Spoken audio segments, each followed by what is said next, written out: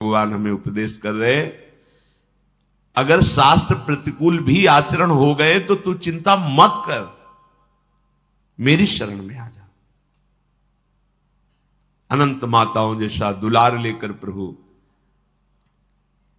पर अपने लोग ऐसे मूढ़ हैं, ऐसी मलिन बुद्धि है कि इस बात को हम समझते ही नहीं। मैं कर लूंगा, मैं सुखी हो जाऊंगा, मैं अभी तक ये किया है आगे भी ऐसा करूंगा। व्यर्थ का अभिमान पतन का मार्ग पुष्ट करता है। श्री भगवान कह रहे हैं, संन्यास योग का तात्पर्य होता है भगवान के चरणों में समर्पण करना, अर्पण करना।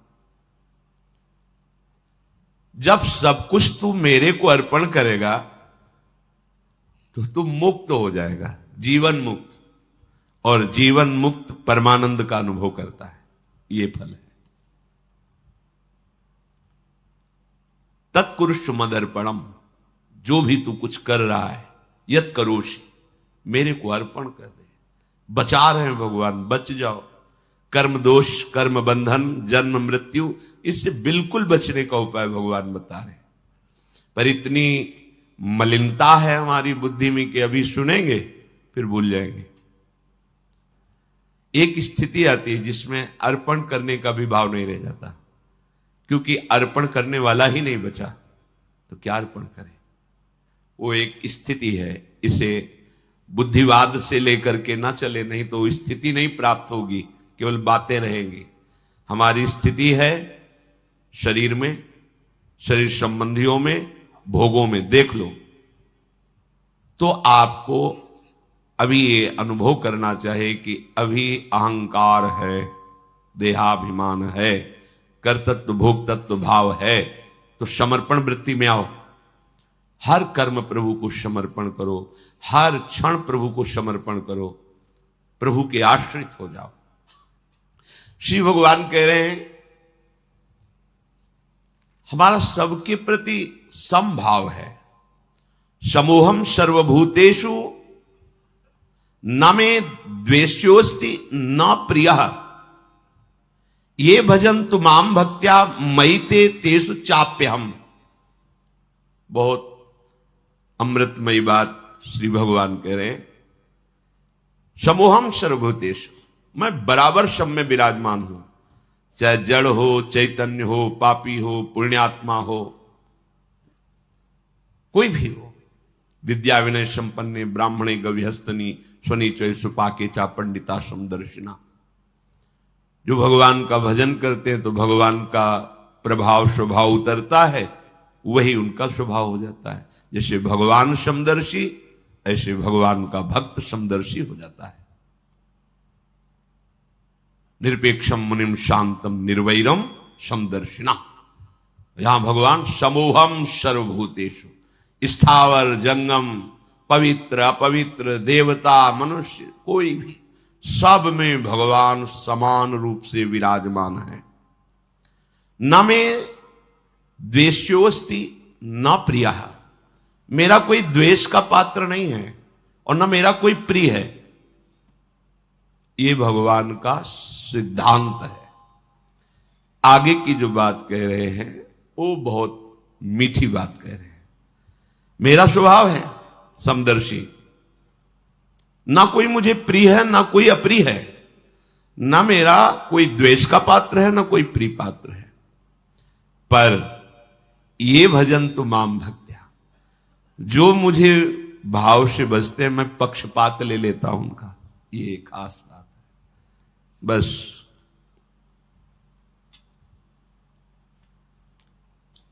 इसी बात से हम जीत गए। अगर केवल हिसाब हो तो हम कभी भगवत प्राप्ति नहीं कर सकते, कि तुम जो करोगे वही तुम्हें मिलेगा, तो हम कभी भगवत प्राप्ति के लायक ही नहीं हो सकते। पर यह बात हमें जिता देती है। ये भजन्तु माम भक्त्या मयि ते तेषु चाप्यहम्, मैं उनमें प्रकाशित हो जाता हूं और वो मेरे में प्रकाशित, जो मुझे प्रेम से भजता है।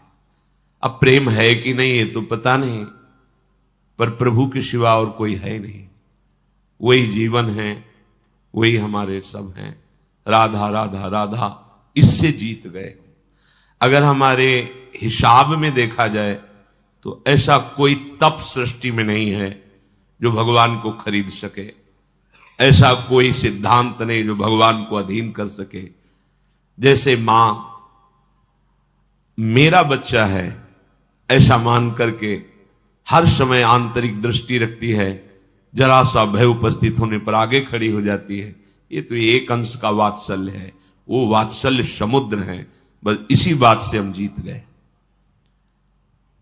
नहीं तो भगवान जब अपने स्वभाव में हो तो हम कभी भगवत प्राप्ति नहीं कर सकते। भगवान का स्वभाव क्या? समोहम सर्वभूतेषु न मे द्वेष्योस्ति न प्रियः, मेरा कोई प्रिय नहीं है और कोई अप्रिय नहीं है। फिर तो हमारी बात नहीं बन पाती। अगर हमारी बात बनी है तो उनके दुलार से बनी है। उनका दुलार कैसे अनुभव में आया, कैसे आता है? अपनापन करने से। मेरे प्रभु जैसे भी है हम आपके हैं नाथ, अब आपके सिवा हमारा कोई सहारा नहीं। और ये बात जब वाणी से हृदय में उतर जाती है तो फिर जो चमत्कार जीवन में होता है वो किसी और साधन से नहीं होता है। मृत्यु से बचने के लिए बड़े बड़े उपाय किए जाते हैं। जब हार हो जाती है उपायों की, तब ये बात ध्यान आती है कि है कोई ऐसा जो मुझे बचा सकता है। नहीं, जीव का ऐसा स्वभाव बन गया है कि वो पहले भगवान की शरण होता ही नहीं है। वो जब तक हार नहीं जाता तब तक भगवान की शरण नहीं होता है। ये पक्की बात है, ये स्वभाव है उसका। आखिरी दम तक वो तिनके का भी सहारा लेने की कोशिश करेगा। जब तिनके का भी सहारा नहीं रह जाता तब वो हारे को हरिनाम, तब वो सहारा लेता है। अगर पहले ही ले ले तो हारना ना पड़े, उसे विपत्तियों का सामना ना करना पड़े। एक बार देवताओं ने देखा कि युद्ध में जितने असुर मारे जाते हैं, दैत्य, उन सबको भगवान शुक्राचार्य जी के पास संजीवनी विद्या है। विद्या का प्रयोग किया, तत्काल जीवित हस्त पुष्ट। भगवान बृहस्पति जी के पास ये विद्या नहीं। जितने देवता मारे जाते वो अंग भंग वैसी स्थिति में रहते, मृत तो मृत। भगवान बृहस्पति जी के पास ये विद्या थी नहीं, भगवान शुक्राचार्य जी के पास। देवताओं ने बृहस्पति जी को अपना गुरु माना और दैत्यों ने शुक्राचार्य जी को गुरु माना। अपने गुरुदेव की कहीं भी लघुता मन में भी नहीं आनी चाहिए। इसलिए देवताओं ने कभी बृहस्पति जी से ये प्रार्थना भी नहीं की कि आप संजीवनी विद्या सीख लीजिए, हम लोगों को जिलाने, कभी प्रार्थना नहीं की। गुरु महिमा है। पर उनके बड़े पुत्र का नाम कच्छ था। उनसे बात की कि आप हमारे गुरु पुत्र हैं और हमारे ऊपर सबसे बड़ी संकट की बात है कि कोई साधन नहीं है जिससे हम अमर हो सके। और शुक्राचार्य जी के पास साधन है, संजीवनी विद्या। कोई भी असुर नहीं, जो भी मरा उसको तत्काल जीवित कर दिया। अगर आप जाएं भगवान शुक्राचार्य जी के पास और शिष्यत्व स्वीकार करें और उनको प्रसन्न कर लें तो आप अधिकारी हैं, आपको संजीवनी विद्या दे सकते हैं एक जीवन को जिलाने के लिए। अपनी जो परा विद्या है, ये जन्म मरण का चक्र ही रोक करके श्री जी के पास प्राप्ति कराने वाली ये परा विद्या है। जिनसे संजीवनी विद्या प्रकट हुई है उनकी भी संजीवनी है हमारी लाडली जो। जय श्री हरिवंश मदन सर जर्जर विथिकित श्याम सजीवन मूली। दिव्य प्रमोद रससार निजांग संग पीयूष बीच निचय रवि सेचयंती कंदर्प कोटि सर मूर्छित नंद सोनु संजीवनी जयति कापी निकुंज देवी। ये जो अपने पास विद्या है ना, ये परा विद्या है। करोड़ों संजीवनी विद्या इसके समान नहीं, क्योंकि हमारी लाडली जू अनंत ब्रह्मांडों के ईश्वर भगवान श्री कृष्ण की भी संजीवनी मूरी है। संजीवनी जयति कापि निकुंज देवी। देवराज इंद्र ने जब हाथ जोड़ करके प्रार्थना की, बृहस्पति भगवान के बड़े पुत्र कच्छ अभी 9 किशोर अवस्था को प्राप्त हुए थे, उन्होंने कहा कि आप सब हमारे सम्माननीय हैं और आप हमको हमारे पिता बृहस्पति के समान आदर दे रहे हैं। अब हमारा कर्तव्य बनता है आपकी रक्षा करना। हम जा रहे हैं, पर बड़ा संकटपूर्ण कार्य है, क्योंकि कोई भी दैत्य बर्दाश्त नहीं करेगा। हो सकता है मेरी मृत्यु भी हो जाए, पर आपके हित के लिए मैं मृत्यु का भी वरण कर लूंगा। जो संत स्वभाव के होते हैं उनका प्रभाव यही होता है कि वो अपनी हानि करके दूसरे का परम लाभ करना निश्चित करते हैं, और जो असंत स्वभाव के होते हैं वो दूसरे की हानि करके अपना लाभ सोचते हैं। कच्छ ने सब देवताओं को आश्वासन दिया, अगर जीवित रहा तो संजीवनी विद्या लेके ही आऊंगा, और ना जीवित रहा तो फिर बात अलग है। इसमें परहित की भावना बहुत जोर की। परहित की भावना जहां होती वहां भगवान रक्षा करते हैं। स्वसुख वांछा जहां होती वहां आसुरी भाव होता है, राक्षसी भाव होता है, फिर वहां दुर्गति होती है। श्री महान महिमा में भगवान के पिता होने का सौभाग्य जिन्हें प्राप्त हुआ दशरथ जी महाराज, उनको वो परम लाभ जो गीधराज जटायु को मिला नहीं मिला। पंख कटे हुए रावण के अस्त्र से तड़प रहे, प्राण कंठ में है, बस चितवत राम चरण की रेखा।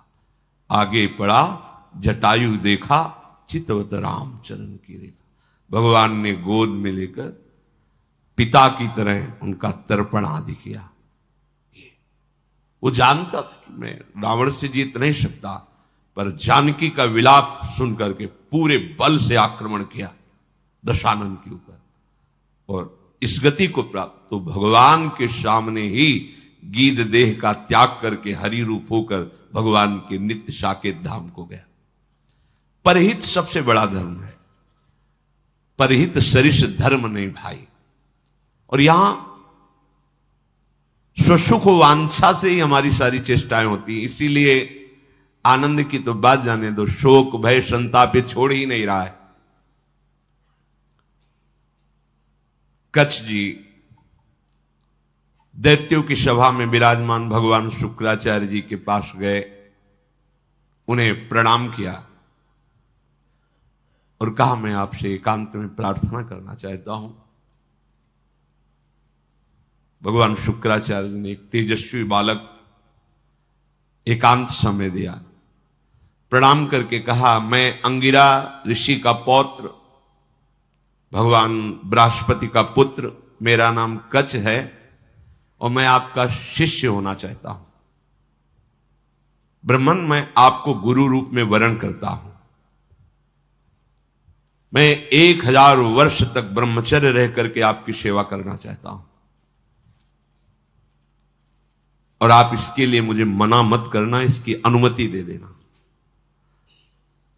शुक्राचार्य जी ने कहा, कच्छ सुस्वागतम तेस्तु प्रतिगृहणामि ते वचः अर्चयिष्येह मर्च्यम त्वामर्चितोस्तु बृहस्पति। मुझे बहुत प्रसन्नता हुई कच्छ, तुम्हारे संकल्प का हम स्वागत करते हैं। शिष्य कौन है, किनका है, किस पक्ष का, यह नहीं देखा जाता।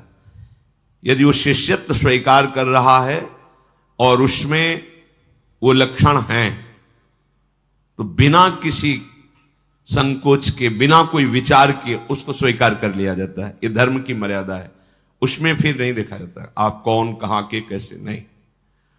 आप में आर्त भाव है, शरणागत होना चाहते हैं, वो स्वीकृत है। मैं तुम्हें स्वीकार करता हूं। तुम्हारा ये जो संकल्प है आदर का पात्र है। तुम्हारा सम्मान करना, भगवान बृहस्पति का सम्मान करना है। तब कच्छ ने कहा कि आपने बड़ी हम पर कृपा कर दी। महाकांतिमान कच्छ बड़े ही सुंदर थे। उनके सामने जल लेकर संकल्प किया, 1000 वर्ष तक मैं अखंड ब्रह्मचर्य रहूंगा। शुक्राचार्य जी ने कहा, मेरे ही भवन में तुम्हें अब रहना होगा और तुम प्रकाशित मत होइए कि मैं बृहस्पति पुत्र हूं, क्योंकि दैत्यों में देवताओं के प्रति द्वेष भाव है, वो अमंगल कर देंगे। और मेरी ये पुत्री देवयानी तुम्हारी ही अवस्था की है, नवकिशोर अवस्था ही, यौवन के पदार्पण की भूमिका को कहते हैं। तारुण्य प्रथमो प्रवेश समय, इसे किशोर अवस्था कहते हैं। तरुण अवस्था की प्रवेश की, अभी जवान नहीं कह सकते, वो प्रवेश स्थिति, ये बड़ी देव स्थिति होती है। तुम हमारी पुत्री का प्रिय करो, उसकी आज्ञा में रहो, अपना ही घर है, ऐसे निर्भय होकर रहो, पर बाहर सावधानी से ही निकलना, क्योंकि दैत्य जन ये जान न पावे कि तुम हमारे पास रहे हो। अभी कोई संजीवनी विद्या की बात भी नहीं की। देवयानी से कहा, अब ये यहीं रहेंगे। 1000 वर्ष तक का इन्होंने नियम पूर्वक ब्रह्मचर्य का संकल्प लिया है। देवयानी जी ने स्वीकार किया उनको। वो सदैव देवयानी के सामने हाथ जोड़कर प्रणाम करना, उनकी आज्ञा में रहना, जैसे गुरु वैसे गुरु पुत्री, ऐसा भाव। 500 वर्ष व्यतीत हो गए ब्रह्मचर्य से रहते हुए और गुरु भवन में सेवा करते हुए। कोई नहीं जान पाया।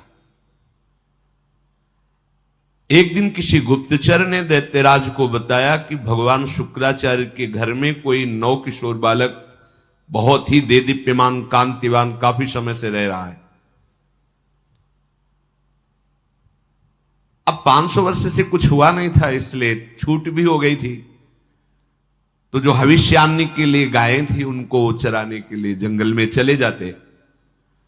गुप्तचरों ने दैत्यों को बताया कि इस समय वो नवयुवक वन में गाय चराने गया हुआ है और एकांत प्रदेश है, और हमने पता लगाया वो युवक कोई और नहीं, बृहस्पति जी का पुत्र कच्छ है। गुप्तचर भी बड़ी विद्या से युक्त होते हैं पूरा, और मुझे लग रहा है कि ये सब एक देवताओं का प्लान है जो संजीवनी विद्या सीखने के लिए भेजा है। अब आपका क्या आदेश है? तो उनका आदेश क्या, उसे मार के फेंक दो, पर ऐसी सावधानी से मार करके उसे अलग अलग करो जिससे शुक्राचार्य जी जिला ना पावे। एकांत प्रदेश में वो गौवें चरा रहे थे। दैत्यों ने जाकर अस्त्र शस्त्र से उन्हें छोटे छोटे टुकड़े काट डाले कच्छ के, और कुत्तों को खवा दिया। देखो, एक संजीवनी विद्या के लिए कष्ट सहना, और ये तो अंतिम है, अब संसार चक्र में ही नहीं आना। इसके लिए अगर एक बार कोई हमारे ऊपर प्रहार करे या शरीर छूट जाए तो मेरा घाटा थोड़ी है। शरीर तो वैसे ही छूटना है। अगर मुझे शरीर छोड़ने पर श्री जी मिल जाती है तो सस्ता बड़ा सौदा है, बहुत सस्ता सौदा है। प्राण दिए यह प्रेम न पाइए, और मुझे मिल रहा है तो दौड़ के पहले नंबर में खड़े होना चाहिए। ये तो एक संजीवनी विद्या है, प्राप्त तो है। दैत्यों के पास इतने सामर्थ्यशाली महात्मा भी हैं, क्या उनका स्वभाव बदला? क्या वो आनंद से तृप्त हुए क्या? लेकिन राधा राधा कह के देखो, ये राधा नाम परा विद्या है, अमृत है, तुम्हें तृप्त कर देगा। समस्त कामनाएं भस्म करके, कर्म बंधन से मुक्त करके, प्रेम में डुबोकर श्री जी के पास पहुंचा देगा। जहां न आना है न जाना है, जहां पाना तो खूब है, न गैस बनेगी, न मल बनेगा, न मूत्र बनेगा। दिव्य, न बुढ़ापा है, ना कोई पीड़ा है, ना कोई रोग है, चिदानंद शरीर। कोई भय नहीं कि कभी हटा दिए जाएंगे, दूसरा आएगा तो हमारी जगह ले लेगा, ऐसा नहीं। बस वहीं विश्राम मिलेगा। चलना है, मन में ठान लो, चलना है। पर यह बात कि जिस मार्ग में हम चल रहे हैं उसमें फूल ही फूल नहीं मिलेंगे, शूल भी मिलेंगे। शूल को देख के डरना नहीं, वो शूल फूल बन जाएंगे। पर आप सोचो कि अब हम तो भजन में चले तो सब जयमाला पहनावे हमें और हमें प्रणाम करें, नमस्कार करें, तो भूल जाना जब आप अच्छी चढ़ाई पर चढ़ रहे होंगे तो पैर पकड़ के घसीटने वाले हजारों दौड़ पड़ेंगे, पर आपको रुकना नहीं है। बल आपका श्री जी है, इसलिए कोई घसीट नहीं सकता, पर विघ्न बाधाएं आपको घेर लेंगी। किसी उत्तम वस्तु की प्राप्ति के लिए बहुत उसे छुपा के रखा जाता है, बड़े विघ्न रखे जाते हैं जिसे कोई अधिकारी ही प्राप्त कर पावे। उनको मार दिया, कच्छ को उनके शरीर के टुकड़े टुकड़े करके कुत्तों को खवा दिया। अब उस दिन गौवें बिना रक्षक के वापस आ गई। देवयानी जी ने देखा कि कच्छ तो आए नहीं, गौवें लौट आई। उन्होंने शुक्राचार्य जी से कहा कि भगवान, आपने अग्निहोत्र कर लिया, सूर्यदेव अस्ताचल को चले गए, गौवें वापस आ गई, पर कच्छ वापस नहीं आया। मेरा हृदय भयभीत हो रहा है, कच्छ के साथ कुछ अमंगल हुआ। मैं सत्य कहती हूं, मेरा हृदय कभी झूठ इशारे नहीं करता। मेरे हृदय में आ रहा है कि शायद अब कच्छ जीवित नहीं है। भगवान शुक्राचार्य जी ने ध्यान देकर देखा, बोले तो ये तो गजब हो गया, कच्छ को काट करके कुत्तों को खवा दिया दैत्यों ने। ठीक है, संजीवनी विद्या का प्रयोग किया, हर कुत्ते के पेट से फट फट करके मांस एकत्रित हुआ, कच्छ जिंदा हो गए। ये संजीवनी विद्या, विद्या का बड़ा प्रभाव होता है। इलवल और वातापी नाम के दैत्य थे ना, इसी विद्या को जानते थे, और उनको संतों से द्वेष था। जो आसुरी स्वभाव के होते, संत उनका भी मंगल करते, पर उनका द्वेष होता है, उनको सताने में अच्छा लगता है। जो सीधे धर्मात्मा संत, भगवत मार्ग के पथिक, उनको संकट में डालना, उनको तड़पाना, उनको मारना, इससे उनको अच्छा लगता है। जो दैत्य राक्षसी स्वभाव के जन होते हैं, भला संत किसी से क्यों ऐसा द्वेष करेंगे कि किसी को कष्ट हो। पर देखो ना, पूज्यपाद उड़िया बाबा को काट डाला गड़ासे से, भरी स्वभाव जैसे फव्वारे जैसे निकलते ना, ऐसे खून के फव्वारे निकले। ये दैत्य स्वभाव बड़ा ही कड़ुआ स्वभाव है। इलवल क्या करता कि साधारण वेश में जाता और जंगल में जितने भी ऋषि मुनि आश्रमों में सबको निमंत्रण देता, हमारे आज अहो भाग्य, आप हमारी कुटिया में पधारिए, और एक साधारण धर्मात्मा का वेश रखता। अब संत वायु पीने वाले, जल पीने वाले, पत्ता खाने वाले, कंदमूल फल खाने वाले, चलो भगवान की इच्छा से कोई निमंत्रण करने आया है, पा लेते हैं। वो अपने भाई वातापी को मार करके वो ऐसे मिलाता कि कोई जान न पाता भोजन में, जरा जरा सब। सैकड़ों ऋषियों की पंगति लगाई, सब प्रसाद पा के खड़े हुए, ताऊ विद्या का प्रयोग करता, संजीवनी विद्या। वातापी फड़ाक फड़ाक सबके पेट भट जाते और वो एकत्रित हो गए। हाँ भैया, बोले हो गए, 100 मरे, 500 मरे, उनको सुख मिलता है।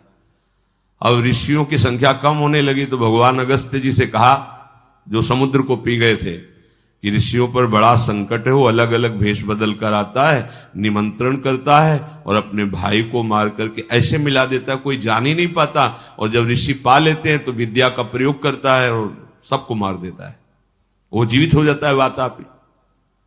बोले सब निमंत्रण स्वीकार करो। अगस्त्य जी बिना निमंत्रण के पहुंच गए, आगे बैठे, बोले भैया थोड़ा हम सबसे ज्यादा पाते हैं, तो पहली पंगत में मैं आगे बैठा हूं, पहले मैं पालूं फिर दूसरे को परोसा जाए। ऋषि तैयार हो ना? सब ऋषियों ने कहा हाँ। अगस्त्य जी ने कहा पहले मुझे परो। उसने वही प्रक्रिया की, अपने भाई वातापी को मार करे से पूरा चाट चाट के सब पा गए अगस्त्य जी। पाने के बाद आचमन किया, खड़े हुए तो उसने मंत्र संजीवनी विद्या पढ़ी और कहा वातापी, जे भी पुकारा सो अधो वायु ढर से निकाली, बोले गया तुम्हारा वाता। अगस्त जी थे जो समुद्र को पी गए, समुद्र, अगाध समुद्र को पी गए। अधो वायु लिख बोले गया तुम्हारा वातापी। तुम साधारण सी समझ, पच गया, जितनी देर पाया उतने में हमारी जठरांग ने पचा करके हजम हो गया, खत्म तुम्हारा वातापी। कोई विद्या काम नहीं करती ब्रह्म विद्या के आगे, भगवत विद्या के आगे। भगवान बृहस्पति जी ने जो ही ध्यान किया, देखा कि वो तो कुत्तों के पेट में है, संजीवनी विद्या का प्रयोग किया, कुत्तों के पेट फटे और कच्छ जो है मांस जुड़ के पूरा जीवित होकर सामने आ गया।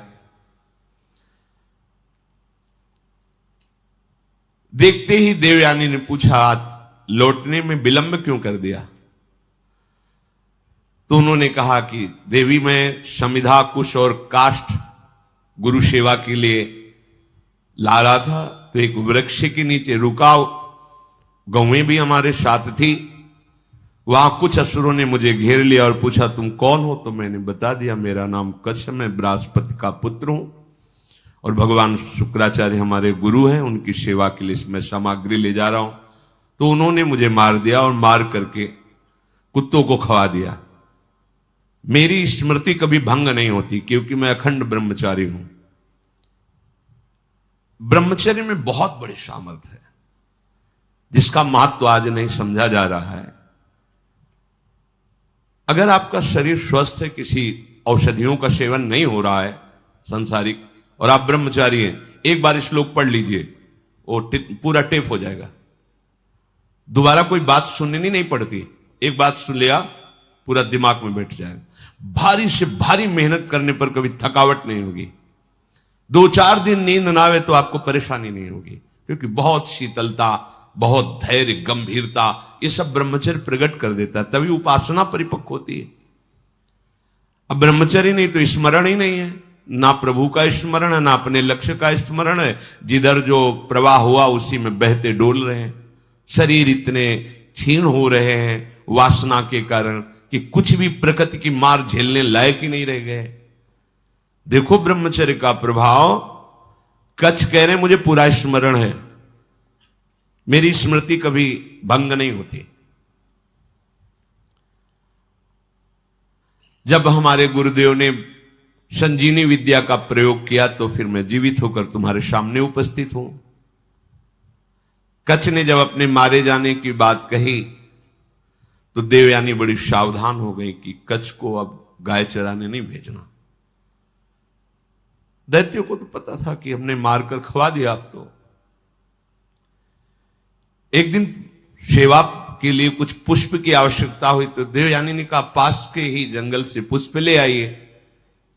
दैत्य दूर से निगरानी रखते थे, उन्होंने देखा कच्छ तो जिंदा है, जाकर के सोचा कच्छ जिंदा है, बोले वापस फूल लेके ना जाने पावे। अब की क्या करें? बोले मारो, मार के जलाओ, जला के राख जो है समुद्र में बहा दो। जब पुष्प ही लौट करके नहीं आए कच्छ पुष्प लेकर के, तो देवयानी ने फिर प्रार्थना की कि शाम होने जा रही, पुष्प तो सुबह लेने भेजा था, अभी तक कच्छ वापस नहीं आए। शुक्राचार्य जी ने कहा, ध्यान धर के देखा, बोले कच्छ को मार के जला के समुद्र के जल में प्रवाहित कर दिया, मतलब जल में मिला दिया। तो उनका भगवान यदि कच्छ पुनः वापस नहीं आएंगे तो मैं भी जीवित नहीं रहूंगी, क्योंकि इतने वर्षों से हमारी आज्ञा में सेवा में रह रहे, तो हमारा एक अपनापन हो गया है। तो उनका देखो चाहे जितनी बार जिलावें वो प्रयोग यही करेंगे, बार बार उन्हें मारेंगे। कभी ऐसा वो बुद्धिमानी से प्रयोग करेंगे कि संजीवनी विद्या का प्रयोग करने वाला ही नहीं रहेगा, इसलिए तुम भूल जाओ कच्छ को। तो उनका ऐसा नहीं हो सकता। जो आपकी शरण में, आपको उसकी रक्षा करनी ही पड़ेगी। जो संजीवनी विद्या का प्रयोग किया, लहरों से राख निकली, राख शरीर धारण किया, फिर कच्छ के रूप में आके पुष्प लेके सेवा में उपस्थित हो गए। बड़ी विद्या में सामर्थ्य होती है।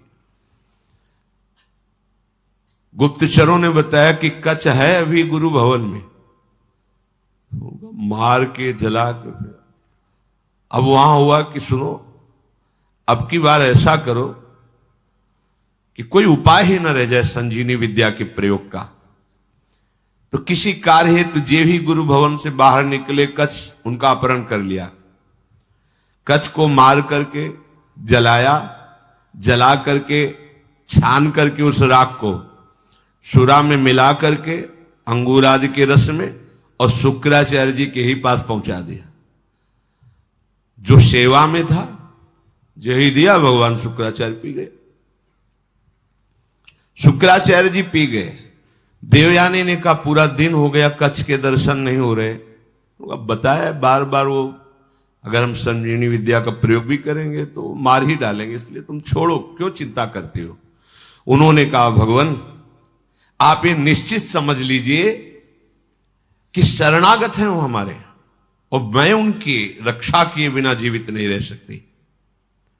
आपसे सच कहती हूं, यदि मैंने कच्छ का दर्शन नहीं किया तो अपना जीवन नष्ट कर दूंगी। प्यार तो होता ही परिवार के जनों से। शुक्राचार्य जी ने कहा बेटी, बृहस्पति का पुत्र कच्छ इस बार ऐसी घटना में स्थित है, या तुम्हारे पिता रहेंगे या कच्छ रहेगा। देवयानी तुम शोक छोड़ो, रो मत। तुम्हारी जैसी विवेकशालिनी और शास्त्र स्वाध्याय करने वाली युवती के लिए ऐसा रोना या ऐसी बात कहना मैं जीवन त्याग दूंगी, ये उचित नहीं है। असंभव है अब जिलाना कच्छ को। बोले क्यों?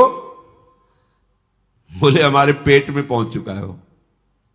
तो ध्यान के द्वारा देखा कि अंगूर आदि के रसों में सुरा मिला के उनको पिला दिया।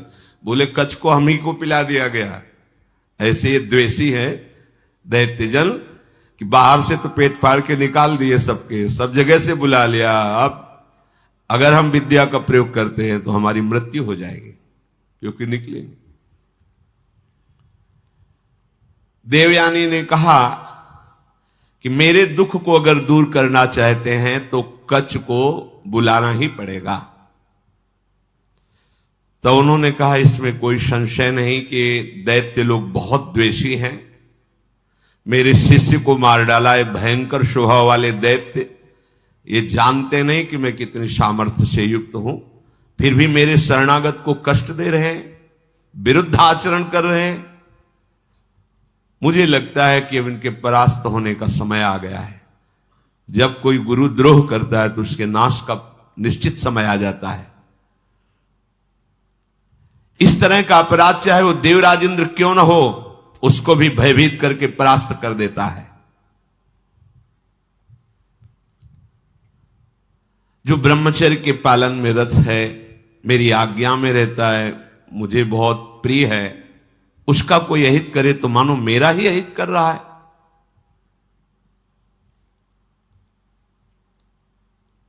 गुरु ने मन में विचार किया कि अब कैसे उसको जिलाए। तो कच्छ तुम मेरी बात सुन रहे हो, संजीवनी विद्या का ध्यान करते हुए कहा। तो अंदर से कच्छ बोले हाँ गुरुदेव सुन रहा हूं, बहुत भयभीत भी हूं, क्योंकि मैं आपकी आंतों के बीच में फंस गया हूं। विद्या के प्रभाव से अंदर से आवाज। गुरुदेव आप प्रसन्न हो, मैं आपको प्रणाम करता हूं। जैसे पुत्र का पिता पर और पिता का पुत्र पर स्नेह होता है, उसी प्रकार हमारा आपके प्रति और आपका हमारे प्रति स्नेह है। शुक्राचार्य जी ने कहा उस समय मैं नहीं जान पाया जिस समय तुम हमारे मुख द्वार से उदर में गए। तो उनका गुरुदेव आपके प्रसाद से और ब्रह्मचर्य से मेरी स्मरण शक्ति मरने पर भी नहीं छूटती। मुझे पूरी याद है। यदि आपने संजीवनी विद्या का प्रभाव किया और मैंने आपके पेट को फाड़ा तो सबसे बड़ा कलंकी मैं कहलाऊंगा कि गुरुदेव की हत्या करने वाला है। गुरुदेव यद्यपि मैं कष्ट में हूं, पर मैं आपके पेट को, आप ऐसा संजीवनी विद्या का प्रयोग मत कीजिए जिससे आपकी मृत्यु हो जाए। मैं हर क्लेश सह सकता हूं लेकिन गुरु के विरुद्ध नहीं चल सकता। आचार्यपाद असुरों ने मुझे मार करके मेरे शरीर को जलाकर चूर्ण बना करके और अंगूर आदि के रस में मिलाकर आपको पिला दिया है। ब्राह्मी, आसुरी, दैवी तीनों मायाओं के आप ज्ञाता हैं। आपके होते हुए कोई भी माया उल्लंघन नहीं कर सकती। शुक्राचार्य जी ने कहा, बेटी दूसरा कोई कार्य कहो तो तुम्हारा प्रिय कर दें, अब कच्छ को बचा पाना बड़ा कठिन है, थोड़ी देर में मेरी आते कच्छ को पचा लेंगे।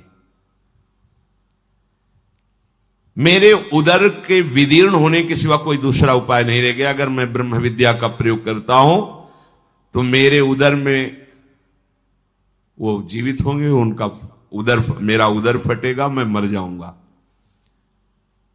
देवयानी जी ने कहा, पिताजी कच्छ का नाश नहीं होना चाहिए, क्योंकि आपका शरणागत शिष्य है, और आपका वध होना ये मैं देख नहीं सकती, सह नहीं सकती। आप बड़े प्रवीण हैं, दोनों के बीच का रास्ता निकालिए। शुक्राचार्य जी ने कहा, बृहस्पति के पुत्र कच्छ, तुम हमारी बात सुन रहे हो? देवयानी तुम पे प्रसन्न है और मैं भी तुम्हारा हित करना चाहता हूं, इसलिए तुम सुनो, मैं तुम्हें मृत संजीवनी विद्या देता हूं। आए भी इसीलिए थे, आज तक नहीं कहा था। गुरु की शरण जिस भाव से हुआ जाता है, बिना मांगे वो बात पूरी हो जाती है, यदि आपकी निष्ठा और भावना है। देखो, ऐसी परिस्थिति दैत्यों ने प्रकट की विपरीत, लेकिन वही विपरीतता इनके लिए अनुकूलता का स्वरूप हो गई। शुक्राचार्य जी ने कहा, तुम सुनो, मैं तुम्हें संजीवनी विद्या का उपदेश करता हूं। संजीवनी विद्या का उपदेश किया और कहा, जब मैं अपने ऊपर प्रयोग करूंगा तो तुम बाहर निकलना, मेरा पेट फाड़ के तो मेरी मृत्यु हो जाएगी, फिर तुम संजीवनी विद्या का प्रयोग मेरे ऊपर करना, जिससे मैं जीवित हो जाऊंगा। मेरे इस शरीर से जीवित निकलकर तुम मेरे वास्तविक पुत्र बन जाओगे, क्योंकि मेरे उदर में रहे तुम। गुरु से विद्या प्राप्त करके सामर्थ्यशाली होने पर भी शिष्य को सदैव गुरु के प्रति दोष दृष्टि से रहित धर्मयुक्त दासता का भाव ही रखना चाहिए। तो भगवान शुक्राचार्य से संजीवनी विद्या प्राप्त करके उन्होंने कहा, हाँ प्रभु, मेरी स्मरण में आ गई संजीवनी विद्या। जे ही प्रयोग किया, संजीवनी, शुक्राचार्य जी का पेट फटा और कच्छ बाहर निकले। बड़ा ही तेजस्वी स्वरूप संजीवनी विद्या प्राप्त करने के बाद और हो गया कच्छ का, मानो मूर्तिमान वेद रूप धारण करके आ गए हो। शुक्राचार्य गुरुदेव को भूमि में मृत पड़ा देख करके उन्होंने अपनी गुरु विद्या संजीवनी का प्रयोग किया। जे ही प्रयोग किया, ते ही उठ खड़े हुए भगवान शुक्राचार्य, साष्टांग प्रणाम किया। गुरुदेव, मैं विद्या से शून्य था, उस दशा में आपने मेरा पालन पोषण किया और अत्यंत दुर्लभ मृत संजीवनी विद्या दी, जो अमृत धारा है। कोई भी महात्मा ऐसा कैसे हो सकता है कि अपने ऐसे उपकार करने वाले गुरुदेव को कभी भी दुखी कर सके? आप ही मेरे मां हो, आप ही मेरे पिता हो। हे गुरुदेव, हम जिस कार्य के लिए आए थे वो कार्य पूर्ण हुआ, पर मैं सदैव आपका हूं, आपका दास हूं। जब जैसी आज्ञा आप हमें जरूर दीजिएगा।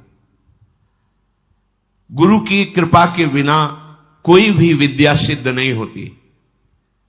जो गुरुदेव से विद्या प्राप्त करके गुरुदेव की अवहेलना कर देता है, उसे प्रतिष्ठा रहित पाप पूर्ण नरकों की प्राप्ति होती है। कोई भी मंदबुद्धि अज्ञान से युक्त होकर के कभी यदि अपने गुरुदेव का अपमान कर दे तो धर्म भ्रष्ट हो जाएगा, उसे ब्रह्म हत्या का पाप लगता है। इस लोक परलोक में दोनों में उसकी निंदा होती है। तपस्या की निधियों की निधि अप्रमेय शक्तिशाली महानुभाव शुक्राचार्य जी ऐसी बात सुनकर बहुत प्रसन्न हुए, गुरु निष्ठा देख करके। कच्छ ने देवताओं का कार्य सिद्ध कर दिया, संजीवनी विद्या उन्हें प्राप्त हो गई, पर वो 1000 वर्ष पूरा करने के लिए अपने गुरु की सेवा में रहे। फिर प्रणाम किया और कहा, अब मुझे अपने घर जाने की अनुमति दीजिए। जब कच्छ का व्रत पूरा हो गया, गुरु ने उनको जाने की आज्ञा की, तो देवयानी ने कहा, हमारी सेवा में रहे हो, मेरी आज्ञा के बिना कैसे जा सकते हो? आप उत्तम कुल विद्या, तपस्या, इंद्रिय संयम से सुशोभित हो रहे हो। महायशस्वी महर्षि अंगिरा जिस प्रकार मेरे पिताजी के लिए माननीय है, उसी प्रकार आपके पिता बृहस्पति मेरे लिए आदरणीय और पूजनीय है। तपोधन, अब मैं जो बात कर रही हूं उस पर ध्यान दीजिए। आपका ब्रह्मचर्य व्रत 1000 वर्ष का था, समाप्त हुआ, और मैंने आपको अंदर से वर्ण किया है कि तुम हमारे पाणी ग्रहण भाव को स्वीकार करके पति बनो। मंत्रोच्चारण पूर्वक, विधि पूर्वक मेरे पिता के सामने मेरा पाणी ग्रहण करो। मैंने अंदर से ये भाव किया है। कच्छ ने कहा, अब दोबारा ऐसा शब्द उच्चारण मत कर देना। देवयानी, तुम्हारे पिता भगवान शुक्राचार्य मेरे भी पिता हैं, क्योंकि मैं उनके उदर में रह चुका हूं। क्या कभी भाई अपनी बहन के प्रति ऐसा भाव कर सकता है? तुम हमारी परम पूजनीय हो, ऐसे शब्द उच्चारण मत करना। वैसे गुरुपुत्री हो, और ऐसे भी मैं शुक्राचार्य के उदर में रह चुका हूं। महात्मा भार्गव को तुम प्राणों से भी अधिक प्यारी हो। गुरुपुत्री होने के कारण मेरी परम पूजनीय बहन हो तुम। ऐसे शब्द उच्चारण मत करो। देवयानी, जैसे मेरे गुरुदेव तुम्हारे पिता शुक्राचार्य सदा मेरे माननीय है, बिल्कुल उसी तरह मैं गुरुदेव की तरह तुम्हारा सम्मान करता हूं, तुम्हारी आज्ञा में रहा हूं। ऐसी बात मैं सुनना भी नहीं चाहता। देवयानी ने कहा, मैं आपका सम्मान करती हूं, आपकी भावना का, लेकिन जब से आप आए हैं और आज तक मैंने आपकी प्राणों की रक्षा की। मेरे ही कारण आप जीवित हो, मेरे ही कारण तुम्हें संजीवनी विद्या मिली। मैं हठ ना करती तो तुम हमारे पिता के हाथों में ही पच जाते। इसलिए तुम्हारा जीवन मेरा दिया हुआ जीवन है। इसलिए सौहार्द के साथ मैं कहती हूं कि मैं उत्तम भक्ति के द्वारा तुम्हारी आराधना करूंगी। तुम धर्म के ज्ञाता हो, मेरे प्रति ऐसा भाव त्याग दो और मेरा पाणी ग्रहण स्वीकार करो। कच्छ ने कहा, उत्तम व्रत का आचरण करने वाली देवयानी, मैं तुम्हारी इस आज्ञा का कदापि पालन नहीं कर सकता। तुम्हें प्रसन्न होना चाहिए मेरे ऊपर। मैं तुम्हें गुरु से भी बढ़कर पूज्य दृष्टि से सदैव देखा हूं। मेरे हृदय में कभी तुम्हारे प्रति ऐसा भाव नहीं आया। मैं तुम्हारी ये बात नहीं सुन सकता। तुम मेरी बहन थी, बहन हो और बहन ही रहोगी, ये मेरा दृढ़ निश्चय है। अब मैं तुम्हारा आशीर्वाद चाहता हूं, मुझे आशीर्वाद दो और मैं अपने देवलोक को जाता हूं। तुम्हारा मंगल हो। ऐसा कहकर के प्रणाम किया कच्छ ने। यद्यपि धर्म से युक्त कच्छ की वाणी थी, देवयानी को गुस्सा आ गया। उनका, हमारी बात को ठुकरा रहे हो तो मैं शाप देती हूं। जिस कार्य के लिए तुमने कठोर तपस्या की, यहां आए, संजीवनी विद्या सीखी, तुम्हारी संजीवनी विद्या निष्फल हो जाए। यह है, मिलते मिलते भी बात बिगड़ जाती, लेकिन हरि शरणम में बात नहीं बिगड़ती। ध्यान रखना।